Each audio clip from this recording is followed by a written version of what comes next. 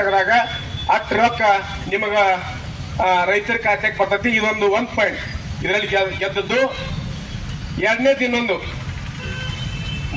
ಮೂರನೇದ್ದು ಬಹಳ important point ಅಂದ್ರೆ ಈ ವರ್ಷದ ಹೋರಾಟ ಒಂದು ಇತಿಹಾಸ ದಾಖಲೆ ಆಗಿರ್ತಕ್ಕಂಥದ್ದು ಏನಂದ್ರೆ, ಈಗ ಪ್ರತಿ ವರ್ಷ ಕಬ್ಬು ಕಳಿಸ್ತಿದ್ವಿ, ಹೋರಾಟ ಮಾಡ್ತಿದ್ವಿ, ರೇಟ್ ತಗೋತಿದ್ವಿ. ಆಗ ಬೇರೆ ಈ ವರ್ಷದ ಕಬ್ಬ ಏನು ಕಾರ್ಖಾನೆ ಕಳಿಸ್ತಿರೋ ಆ ಕಾರ್ಖಾನೆ ಕಬ್ಬು ಕಳಿಸಿದ 14 ದಿನ ಕಣುವಂತ ಹೋರಾಟ ಒಂದು ಲೆಕ್ಕಾಚಾರಕ್ಕೆ ಮಾತ್ರ ಗೊತ್ತಿರಲಿಲ್ಲ.